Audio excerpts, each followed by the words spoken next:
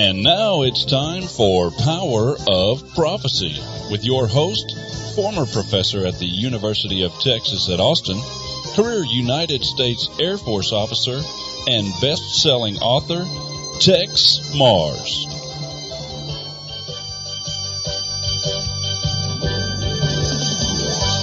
Hello, friends. This is Texe Mars. Welcome to another edition of Power of Prophecy. You know, some of the greatest words in the entire universe are found right in chapter 1 of the book of Genesis, when God said, "Let there be light." Wow. Who can compete with that? Of course, he created man and then woman and went on to do more in the light area. He can, the planets, the stars, the lights in the firmament, and of course the light for the day, the sun, and the one that rules the night, the moon, and all that. But isn't it just astonishing? Let there be light. And that's where we're going to start today. Yes, we're going to start today looking at the great experiment. Now, it wasn't an experiment with God, because he knew when he said, "Let there be light," there was going to be light. He didn't experiment. He just made it happen. But you know, we've had a lot of experiment with light on this planet. And in fact, our lifetime is splendid, because really it's been in our lifetime, maybe the lifetime right before ours, that man really began to appreciate the meaning of the word light. I mean, in a practical sense, because we've had two great inventors give us light. One was, of course, Thomas Edison of Menlo Park, New Jersey. He was called the Wizard of Menlo Park, New Jersey. Now, not because he was a witch or anything, just because he was called that because he was an incredible inventor. And then we had Nikola Tesla. And not many people know about Nikola Tesla, but he lived about the same time as did Thomas Edison. In fact, he worked for Thomas Edison for a short while. But listen, I'm getting ahead of myself here. We're going to talk about Edison and Tesla. And we're going to get back to God, too, because, you see, both of these men had a connection with God. And unfortunately, that connection was not completed. It was not made. It's sort of like you dialing somebody on the telephone thousands of miles away, and they pick up the phone, but they just can't hear you. There's only static. No matter how much you scream and holler at them, "Can you hear me now? Can you hear me?" They just can't hear you. That's sort of the way it was with Edison. There's no evidence that Edison died a Christian. And certainly there's no evidence that Nikola Tesla died a Christian. Now, these two men who gave us the light bulb, who gave us the light system that we have today, I mean, everything about light. Can you believe the light that we have today? Digital and LED and all that, and just incredible lights. And the two men whom God gave great talents as inventors and knowledgeable men, neither one of them died as Christians.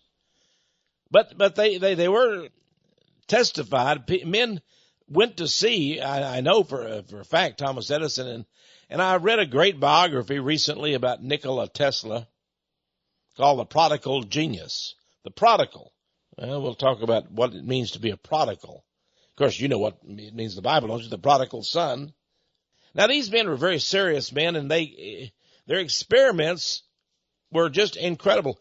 You know, Thomas Edison was once asked, "Why are you so brilliant? You know, why are you so smart?"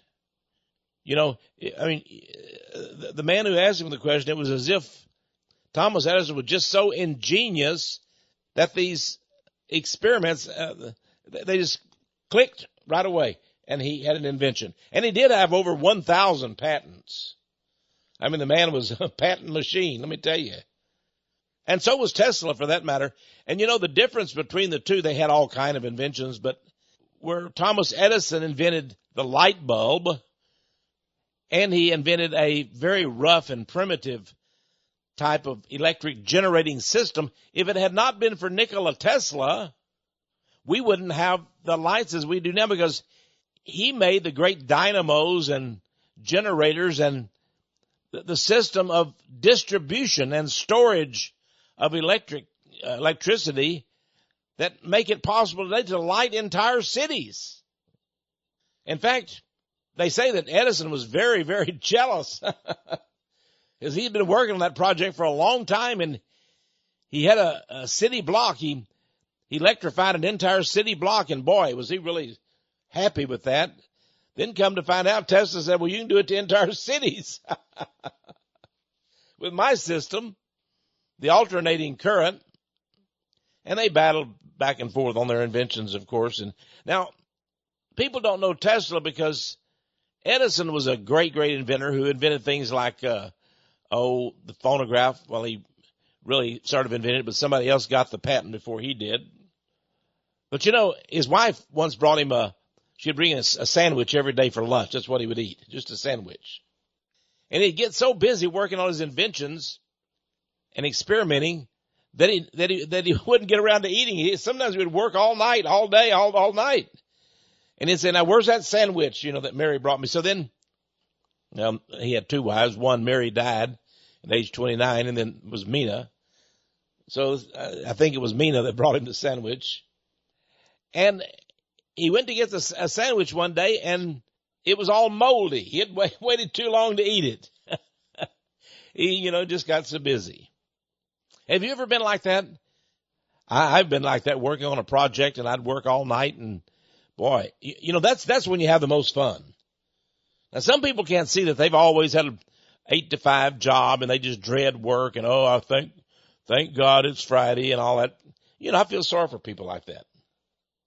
A very wise man told me one time that if you really want to have a full life, in addition, of course, to knowing Jesus Christ, find something you love and work at it for your whole life. Find something you love. Then work's not going to work, is it? That's the way I am sometimes. I worked the other night to about 2 or 3 in the morning, and then I got up and I woke up thinking about my book that I was writing, and I thought about some ideas that I had while I was sleeping. And I jumped up about 5 in the morning. I slept about 2 or 3 hours, started working on it again. A lot of people say, Texe Morris, how can you write so many books? Well, I don't know how I cannot write books. I just, I have about 100 ideas for books and outlines in my head. And if you'd see my house and office and here at the ministry, it just looks like oh my goodness gracious, a rummage shack. It looks terrible. And Wanda is constantly, getting at me to clean up my office, and there's books and papers and articles and all kinds, and everywhere you look. And then, of course, there's also Michelle. She's been with us a long time. She's our office administrator, business administrator, we call her. She's bugging me too, Oh, when are you going to clean your office, Texe? Well, I don't know. I'm trying, but the more that I clean it up, the more things come in. I keep getting information and books and articles and research papers from all over the world. And I've got more in my head than I can write. So I'm behind on that. And some people send me whole books, say, I wrote this book. Tell me what you think about it, Texe. And when I don't get back with them in a couple of months, they get angry at me. So you don't care. Well, I really do care, but I've got these other 100 books over here, staring at me in the face, and I hadn't got time for them either. So, please understand when you write to this ministry, if you write me a letter or an email, I will read it within a couple of days. I will. But if you send me a whole book or something, or, articles, it may take a while. But I'll eventually get to your book. I remember one guy, I wrote to him, he sent me his book. And I finally got to it and read it. And boy, hey, this is a pretty good book. So I wrote him back and said, well, this is a pretty nice book, I like it because of such and such. And his dear wife wrote back and said, I'm sorry to tell you, Mr. Morris, but my husband, the author of that book, passed away. Well, what could I do? That happens too. But I know he had fun writing it. He had a great message, and maybe it did some good. In fact, I looked at the book and I passed parts of it on to a friend. So who knows? He'll live on with it, just what he wrote. Now, I want to talk about the great experiment. Thomas Edison was asked, aren't you a brilliant man? Is it easy for you to get an invention going? He said, it's very difficult. He said, for every experiment that succeeds, there are 1,000 that fail. Boy, think about that. They thought he just went in. He said, I'm going to invent the electric light bulb. Or I'm going to invent, I never did even finish my story about the sandwich, the moldy sandwich. So he was upset because the sandwich was moldy and old. So he said, I've got to find a way to keep the sandwich fresh. So he invented wax paper. And it was very easy. Just put, the paper and put wax around it. And then you can wrap the sandwich. It'll last longer. So now we have, wax paper, and of course we have aluminum foil and all that stuff now. But think about that. For every experiment that succeeds, there are 1,000 that fail. And,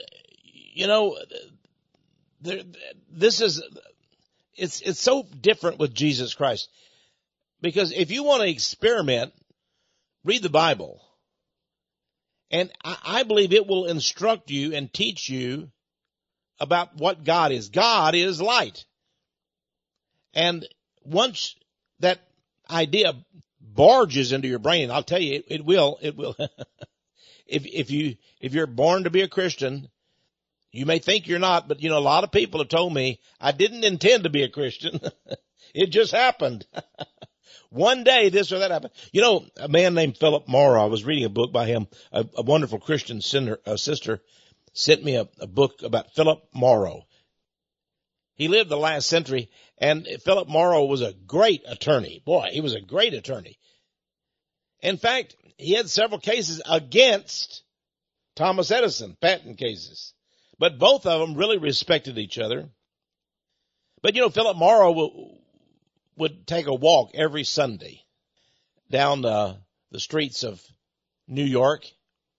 And he would pass by a church.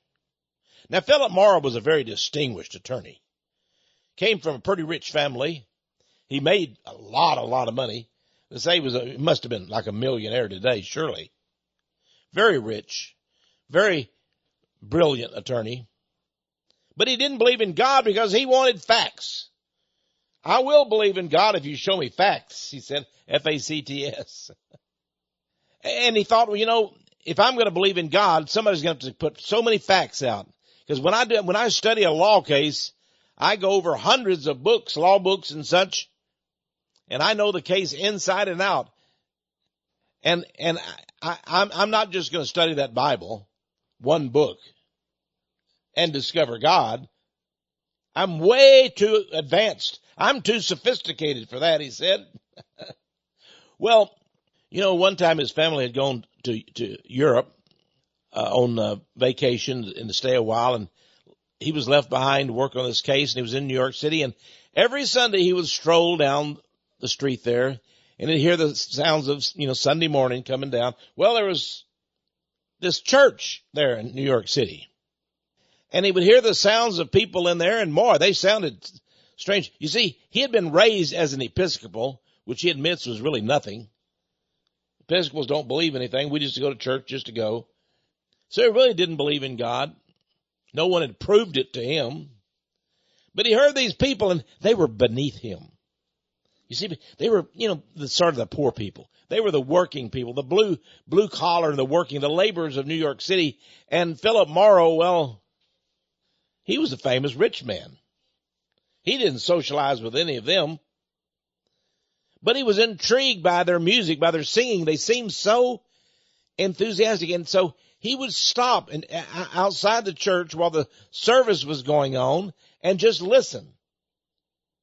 And boy, did he hear some strange things.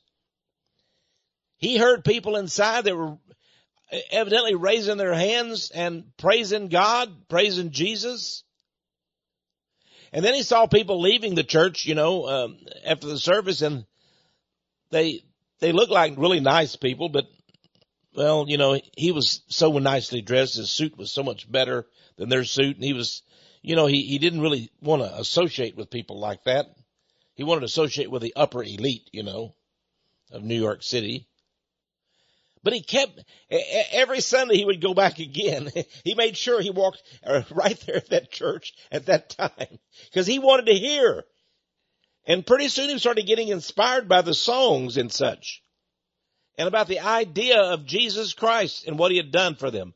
And there were people in there just at the top of their voices thanking God, thanking Jesus for saving them. And one song was, I saw the light and things like that, and many of the songs were about light. So one day he snuck in. He was bold enough, brave enough. He snuck in and sat on the back row. And several people came up to him and welcomed him to the church. They were nice people. He said, well, these are nice people. I think I want to come back again. And he did. Again and again. Finally, it just happened to him. He said, suddenly I understood. I heard these people talking, and I realized that Jesus was true. I knew Jesus existed, and I didn't need all those books. I knew it.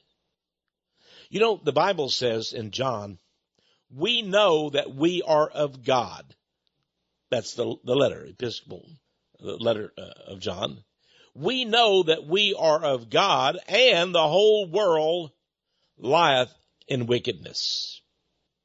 Isn't that something? But those who know Jesus, they know they're of God. A man came up to me one time and said, I don't know. I'm not sure. Well, then you're not of God. Oh, how can you be sure that I'm not of God? Because you would know. Well, he went on to contact me privately, and he said, I've been a pretty bad sort of guy. I cheat people at business. I do this, and I'm just sort of a scoundrel, and I feel really bad about it. And my conscience is stricken, and I really want to. Yeah. And he left my office thankful that he had met God. Not in me, by the way. I mean, not on my person. But I told him about God, how he could know. And that's what happened to Philip. Philip Morrow knew that he was of God. And it's an interesting thing, too. He then would go to other people that needed help that were praying and help them in that church. And he had only been a Christian a few short weeks, and a man was praying and crying in the pew. And Philip Morrow went up to him and put his arm around him and said, sir, can I pray with you? And the man looked up at him and said, now this is surprising. Think about it. The man said to him, as Philip Morrow looked down at him, he said, you smoke, don't you? Whoa, you smoke, don't. He evidently had smelled the smoke on Philip Morrow's jacket. You see, Philip Morrow, like so many men of that generation, of that time, would smoke a big cigar. I don't know why, it was just popular back in those days. And then they would sometimes smoke a pipe. That was a sign you were a gentleman and a dignified person. If you didn't smoke a cigar, well, you were nothing, But Christians didn't. No Christians stayed away from that. This man said to him, you smoke, don't you? And Philip Morrow quickly answered back. He answered back, and I think it's one of those times where God tells you what to say and you don't even know what you're saying. He said, no, I don't. I used to, but I don't anymore. And he never touched tobacco again his entire life. He had seen the light, and that light led him to accept that for some reason, he couldn't tell you exactly why he didn't want to smoke anymore, but he didn't because he knew that Christians think down of you. That man may not made even a tenth of what Philip Morrow did in income. But he looked at Philip Morrow and said, "You smoke, don't you?" Philip Morrow said, "Boy, I lost my Christian testimony at that time, but I quickly recouped it. No, I don't anymore. I used to." Now, Philip Morrow knew Thomas Edison, and he contacted Thomas Edison and said, "I would like to talk to you about Jesus." Thomas Edison, so many people have tried to talk to me about Jesus. I'm so busy. I don't really, I know you. I like you. You're a great lawyer. I don't know why you believe in this Jesus, but I'll tell you what I'll do. I hate to waste my time, but I'll, if you will write it in a letter, I will read your letter very carefully. If you'll write it down, but let me warn you now, I'm a man of facts. I'm a man of reason. I want facts. So Philip Morrow sat down and wrote him a letter. And let me read that letter to you. It's quite interesting. He said, "Dear Mr. Edison, it was a real pleasure to see you and hear your voice again. Moreover, the matters touched upon in our conversation of yesterday gave me much to think about. You want facts. So do I. A reasonable man's belief should rest upon nothing less substantial than well-attested facts. So here is a fact for you. God, whom you reverently call the Supreme Intelligence, loves you and wants your love in return. My visit to you in this letter are evidence of it, though, of course, not sufficient to prove to your satisfaction either that God is or that he cares for Thomas Edison. But wait, another fact. God is light. How do I know? I know only in the way that light can be known, by experience. For the nature of light is such that it admits of being known only in the way of experimental knowledge. I am saying that to the man who has had more to do, I'm saying this to the man who has had more to do with the development of artificial light than any other who ever lived in this dark world, and who probably knows more about light in a practical way than any other. How then could the existence and the nature of light be demonstrated to one who had been shut up all his life in a dark cell? It could be done only in some way, such as by opening a window, and then the light would enter and prove itself. This I say because you are seeking a solution of the mystery of life and the soul by the way of analogies from nature. Very good. Much truth can be got in that way, as Butler in his famous analogy has abundantly shown. I hope you will continue your investigation, and in your customary thoroughgoing fashion, for it is the most important you have ever undertaken. And in this connection, I call your attention to a clear and pertinent analogy, the point of which is that the proof you demand can be had only by experiment. For myself, I know that God is light, and that he sheds light in the heart that is open to him, because I put the matter to the test of experience 23 years ago, and have enjoyed the consciousness of spiritual light ever since. Moreover, my experience is that of millions of others. Let me remind you that light will not force its way into a place that is tightly closed, but that if only a tiny chink be opened, in it comes, proving itself. Likewise, Christ Jesus, who is the true light, does not force himself into the chambers of the soul against the human will. For the nature of the matter is such that, like the smell of a violet, the color of a sunset, or the taste of honey, it can only be known by experiment. The good book that you asked me not to quote I'm sorry, folks. You see, Edison had asked him, don't quote the Bible to me. Give me facts. The good book that you asked me not to quote says, come and see. Taste and see. Is that not strictly scientific? You have truly been doing God's work and helping to enlighten the darkness of nature. But there is a spiritual darkness too.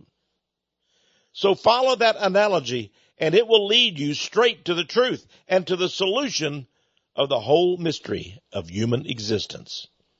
With sincere affection and respect, signed, Philip Morrow. I think there's a lot in that letter. Did you know there's light, but there's spiritual light. Spiritual light.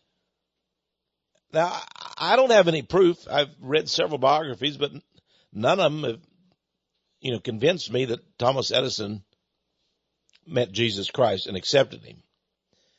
But he did get very interested as he got it close to the end of his life, about the mystery of life. That was what Mr. Morrow was referring to.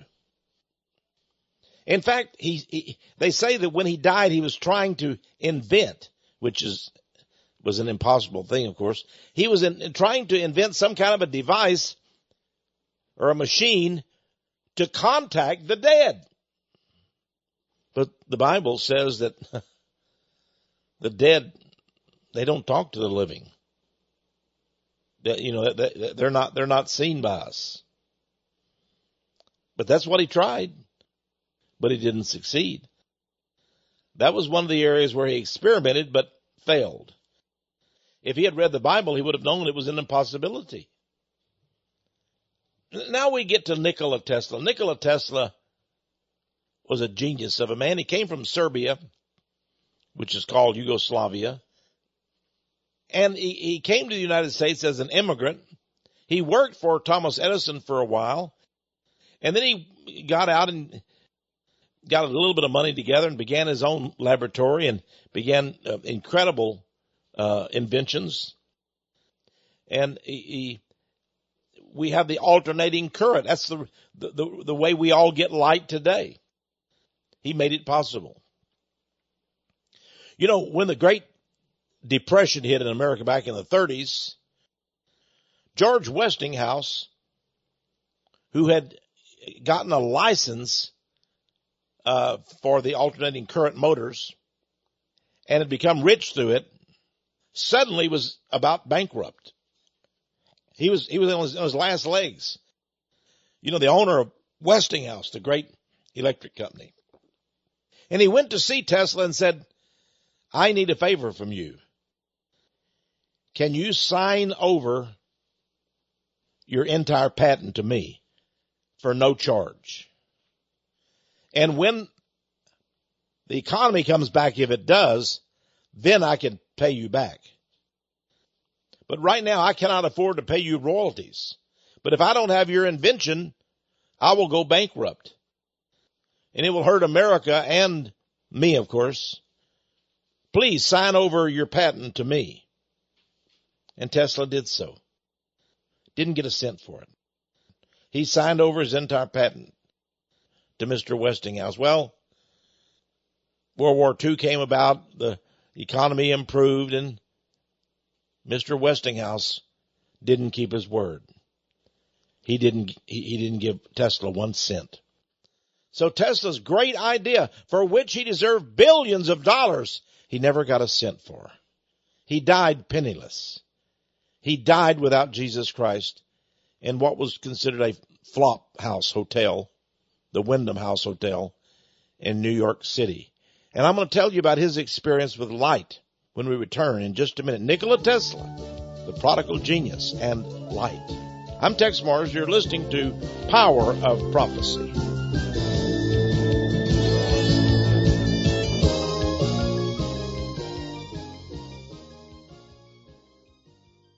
Hello, friends. This is Texe Mars again. I hope you have obtained a copy of, or more than one copy even, of my new book, The Holy Serpent of the Jews. I'll tell you, this book is a fantastic book. And I'm talking today about inventions and ideas and great experiments. And this is just something that God gave to me. You know, I really didn't want to believe it. I didn't believe it. How could a major religion that's known all over the world keep a secret? What is that secret? That the Jews worship the serpent, Satan, Lucifer, the great dragon of the book of Revelation. They worship the serpent. They believe the serpent is their redeemer, their friend, their companion, their Messiah, their God. Who could believe that? Well, we know the ancient mystery religions did, but this is the year 2016. I mean, surely that cannot be, but it is. And so I felt it necessary to write an entire book in which I quote rabbi after rabbi after rabbi. You see, because I'm a Christian, and if I just wrote about the Judaic religion and told you that they worship the snake, the holy snake, you'd laugh at me, wouldn't you? Wouldn't you? Of course you would. And I would deserve laughter. But wait. I quote rabbi after rabbi after rabbi. The most famous of the rabbis, going all the way back to the Middle Ages. And they've kept this great secret. They pray to, they worship, they believe in the holy serpent. Now there's much more. There's much more than that in this book. And I pray that you will get it. I hope you'll get a copy for your friends. I hope you'll give your pastor a copy and say, did you know, Pastor, that the Jews in their synagogues today pray to and worship the serpent? He'll say, oh, no, they believe in God. Yes, they do. And their God is the devil. Who said so? Texe Mars? No. No less an authority than Jesus Christ. Jesus Christ, he told the Jews, your father is the devil. Wow. I think when Jesus says something, friends, it makes all the difference. But he's backed up the rabbis. They all agree with him. It's the only thing that I found, I think, that rabbis agree with Jesus on, that they worship the serpent. Because Jesus said they are serpents. They're vipers. He wasn't just using hyperbole. He wasn't being harsh. He wasn't making it up. He was sincere. Now, the Apostle Paul said that they were into witchcraft, and other disciples. John the Baptist, of course, mentioned that they were vipers, serpents. So it's true, isn't it? So get this book, and you'll see there's never, as far as I know, there's never been a book like this. But even if there hasn't been a book like this one before, The Holy Serpent of the Jews by Texe Mars, even if there's never been a book like this before, Jesus said it. He's the proof you need. Find out why he said it. Now, this book is $20, add $5 shipping and handling, a total of $25. And just go to our website, powerofprophecy.com. It's right there at the top. You'll see a description of the book. You can order it from our website online, or you can call us toll free 1-800-234-9673 and ask the friendly receptionist for a copy of the book, Holy Serpent of the Jews. Of course, we have many other books and such. You might even want to ask for a catalog from us, and we'll be glad to send you a catalog. Holy Serpent of the Jews, $20 plus $5 shipping and handling. Write to us too, would you? Maybe if you feel led by God to give us a donation, a love gift, or an offering, a tithe, whatever word you want to call it, please send that also. Whether it's $5 or $10, we will put it to good use. I promise you that. We will put it to the kingdom of Jesus Christ. You can't go wrong there, friends. So, again, our phone number is 1-800-234-9673. Our address, if you write to us, is Texe Mars or Power of Prophecy, 1708 Patterson Road, Patterson Road, Austin, Texas, 78733. And now let's return to our program. We're talking about the great experiment, Nikola Tesla, Thomas Alva Edison, and the occult world. What do they say about light? And the amazing light of God. I like to end that way. Isn't that great? Start with the great experiment and end with the amazing light of God. But when you order this tape or this a CD today, just ask for the great experiment. Okay? Now, I told you I'd tell you about Nikola Tesla. He never made money. He had so many inventions, and the guy, let me just give you one of them. Did you know that he invented a boat that ran by remote control? Think of it. Back in his time, he passed away in 1943. He was born in 1856. That was astonishing to see a boat that didn't even have a skipper. He used remote control, made it go everywhere. He was a genius, wasn't he? They say he had invented a secret weapon. A secret weapon that it was like a thunderbolt, a direct charge that he believed that the possessor of this weapon would own the world because they would have the ability to destroy entire cities. Wow.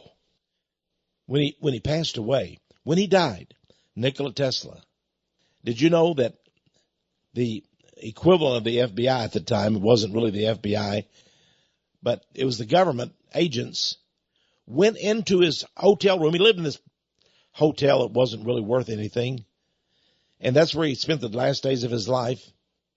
But they went in, and all they found was the bed, a chair, a lamp, and a safe. That's S-A-F-E.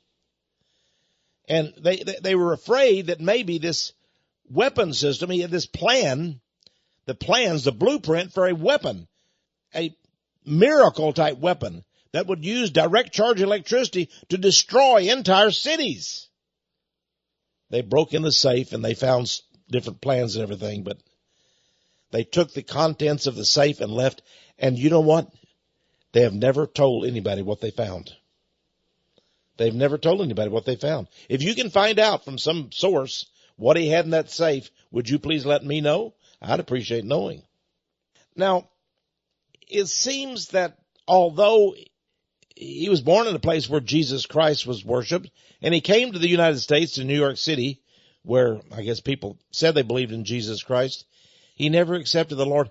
And in fact, his was a sad case because, you see, he had fallen in love with a girl from Serbia back home, and he truly loved her, but it just happened that she fell in love with another man. And she told Nikola, I can't marry you. I'm going to marry this other man. And it broke his heart. It really did. And you know what? He never dated. He never went out with another woman. He spent all of his life pining. He died. He was almost 90 years old, but he was just pining away, dreaming of that young girl. The girl that he had met as a young man, fallen in love with. But she fell for another. And let me tell you the saddest part. Nikola Tesla every day would leave his hotel room and walk across the street. You see, there was a public park just across the street. And they had benches there and trees and tables. And sometimes children would play there and such. And Nikola Tesla would sit on that park and feed the pigeons. Birds. He loved those pigeons. And he would stay there for an hour or two feeding those pigeons. And he suddenly thought in his mind that one of them was that young girl. She had died by then, passed away. And he believed that she was reincarnated as this pigeon. This one particular pigeon would come to him every day, and he would feed him bits of bread. And he would talk to the pigeon. And he dreamed that that was his girl, the pigeon. That shows how destitute he was of light. How much he needed light. Think about that. He believed that the pigeon was a reincarnated girlfriend. Well, Nikola Tesla. Now, Jesus talked about light, and he said that Satan was a form of light. He told his disciples, he was amazed that one day he said, I beheld Satan like lightning fall from heaven. Now, let me repeat that. Jesus said, I beheld Satan like lightning fall from heaven. You see, Satan was cast out of heaven. He rebelled against God. He was cast down out of heaven, and he's here on this earth, walking about, seeking whom he may devour, the Apostle Paul said. And Jesus was in heaven at that time. Jesus was with God from the beginning, was God, is God, shall ever be God. And he said, I beheld, I saw him as he fell from heaven.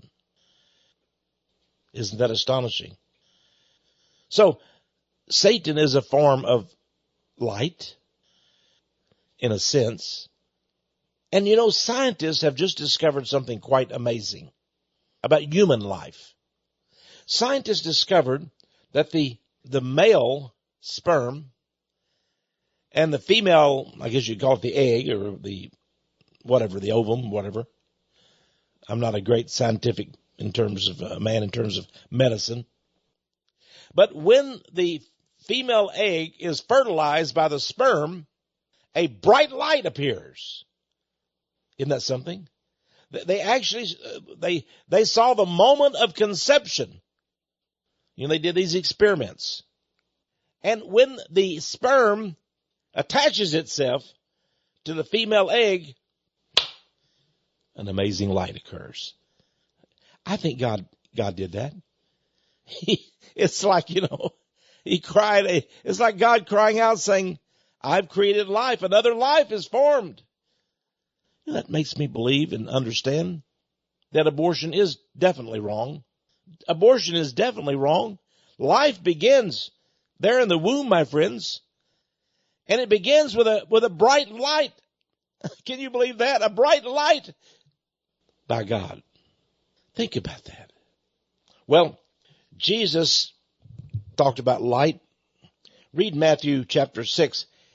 And he says something, and listen to this. He said, if therefore the light that is in thee be darkness, how great is that darkness? Oh my.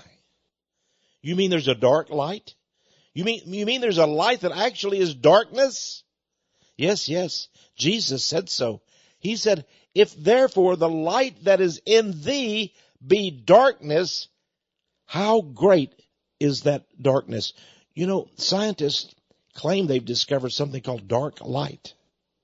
And I can understand that because the occult world believes in this dark light. It is that light that they seek to attain. If you want to become a Freemason, know this. All of your life in the Masonic degrees, you will be seeking more light. In some of your rituals, they will ask you why you have come, and you will have to answer to seek more light. You see, you never obtain all the light that you need or want, because Satan will give you an insatiable appetite, and you will discover that you're ever seeking more light. But if you come to know Jesus Christ, it can be the way Philip Morrow came to know him, or maybe Texe Mars as a young boy of 16. I just laid in my bed and asked Jesus to come into my heart, and he did. And I went to sleep. It was like, I'll tell you, it was like a light bulb went off. I just felt fantastic that night. I knew I had Jesus in my heart. And you know, I went to school the next day, and I went and I saw my friends, and I said, I've got Jesus. And they looked at me like I was sort of crazy, like I was a beast with 3 heads. But they had to accept it because, you know, they were my friends. But okay, you know. I went to church the next weekend. I walked up to the altar and said, I've accepted Jesus.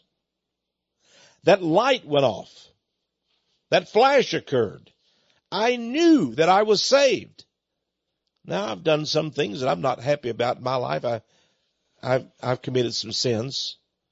But Jesus has been good enough to forgive me. And he'll forgive you too. Just read 1 John. Oh, he forgives. He's good enough. And none of us are so perfect that we never sin, but we know that we're of God. And the person who says, I never sin, well, he's not of Christ. It's an impossibility not to sin. You know, but you try your best. Be thou perfect. You try your best to be perfect. But if you fail, Jesus is good and faithful enough to forgive you of your sins. That's what it says in John. Now, in all of the ancient religions, in fact, in Judaism, they worship a god called Ein Sof. Who is Ein Sof? Ein Sof merely means the eye, the great eye, the all-seeing eye. And they say that you cannot communicate with that God. He doesn't want to hear from you. You don't pray to the Judaic God. No Jew talks to God. Because God, you see, from God emanates light. He sheds off light. And those sparks of light he puts in men, and he puts in his various gods and goddesses. Oh yes, there are many gods and goddesses in Judaism. There's not the great I Am. There's not the God of Jehovah of the Old Testament. Oh, that's old stuff. That's unbelievable stuff. To the rabbi, no. They believe in this God of light.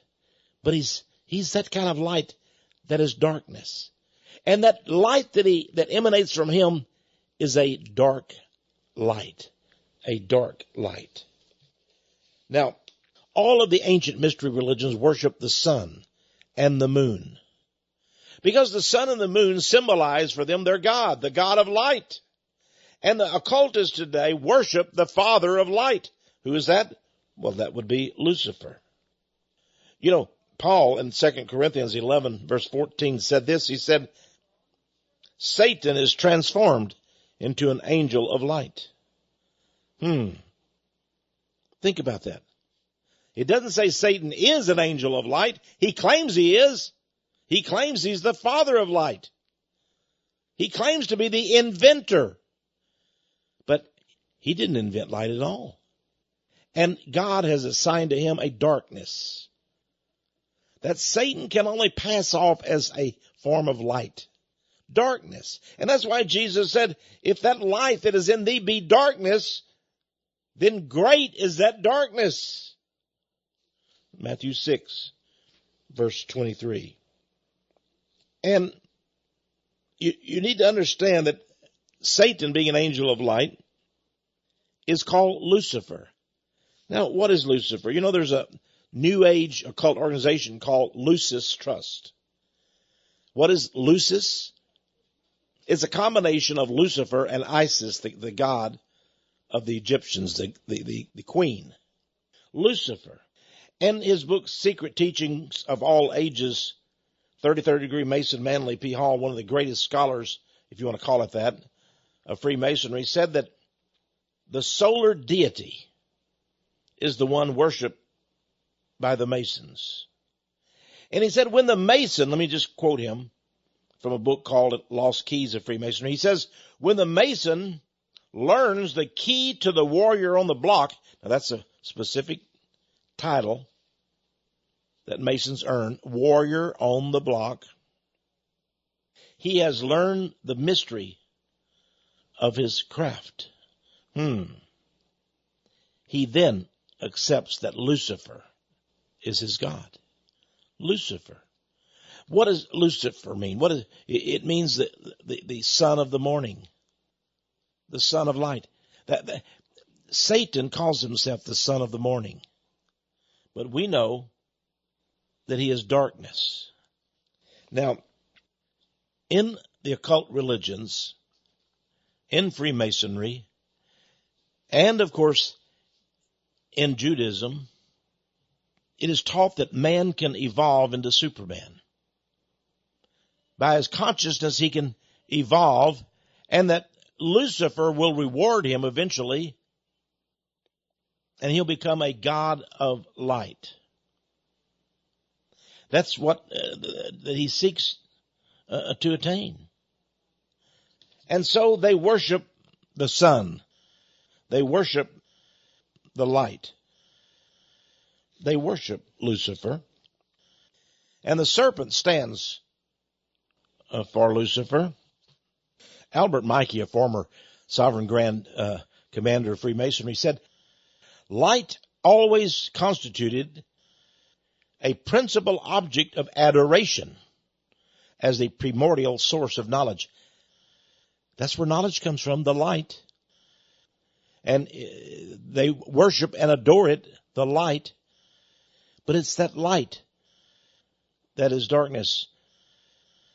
A New Ager named John White wrote a book, and I talked about it in my book, Dark Secrets of the New Age. He said, first you go toward the light, next you're in the light, then you are the light.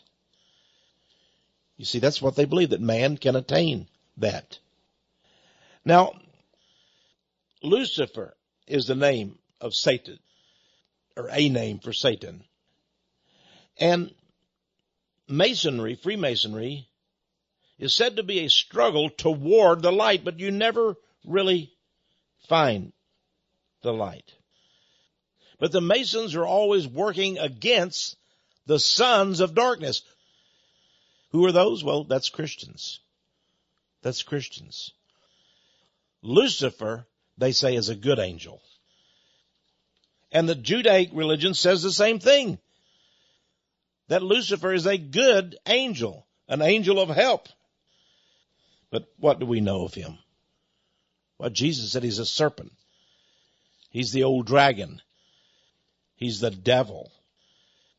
In Morals and Dogma, Albert Pike, another former Sovereign Grand Commander of Freemasonry, in his book, Morals and Dogma, he said, Lucifer the light bearer, this is his words, page 321 of that book, Lucifer the light bearer, Lucifer the son of the morning, is it he who bears the light?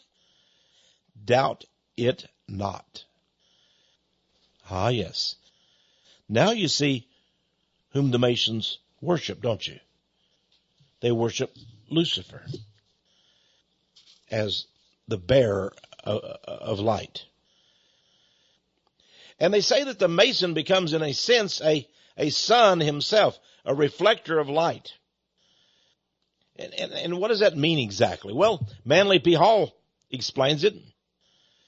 He says, the Master Mason is a great reflector of light. Now, that sounds holy, doesn't it? It says, he stands before the glowing firelight, and through him, get this now, passes Hydra, the great snake.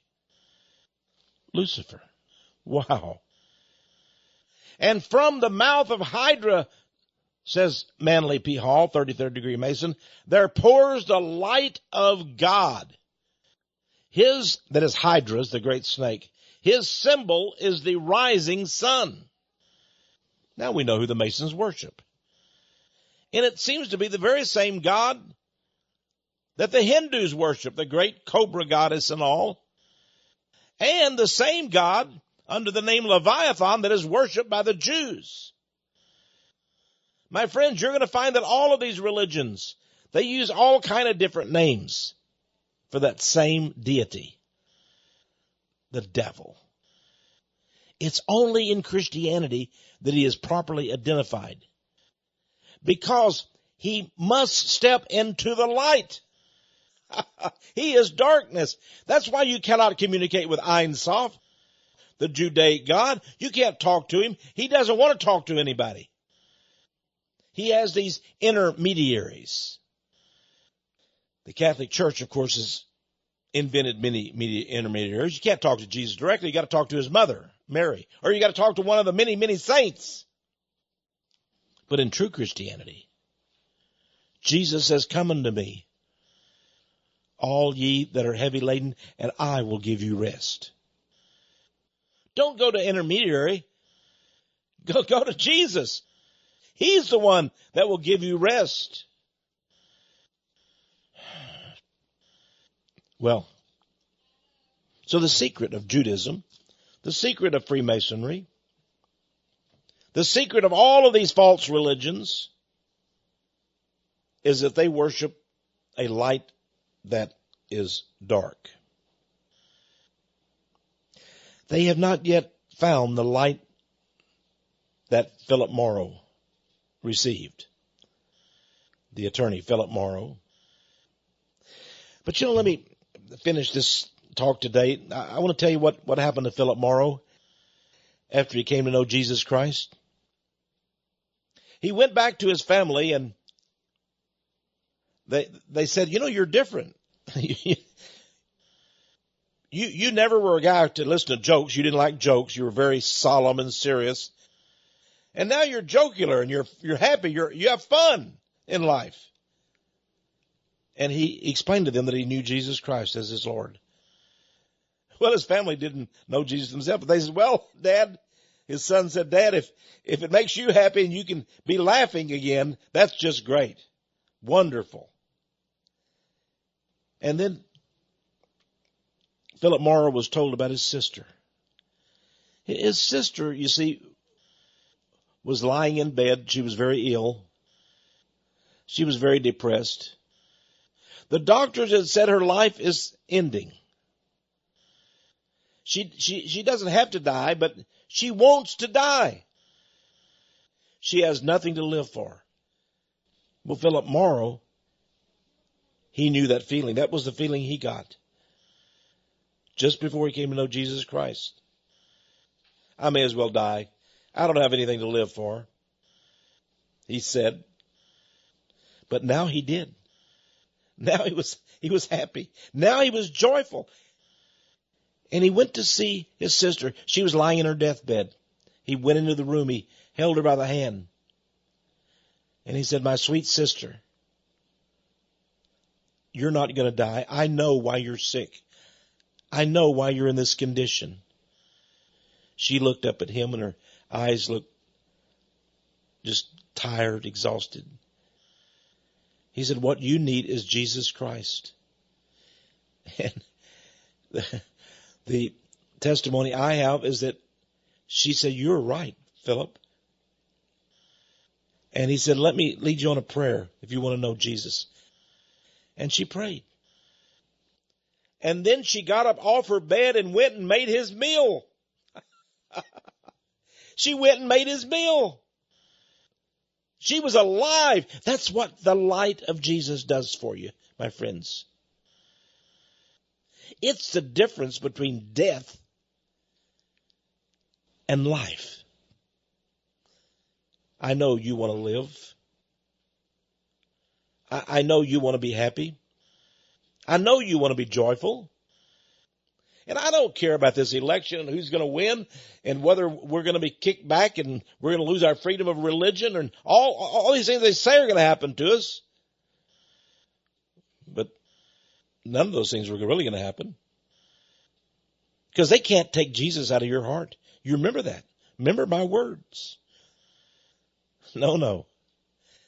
You see, if you have experimented any length at all and a little chink of that light came into your life, then you know Jesus Christ and you're alive. You live. This is Texe Mars. It's been great being with you today. And my plea is that you'll listen to us each week here on this radio program, Power of Prophecy. Tune in and discover the power of prophecy.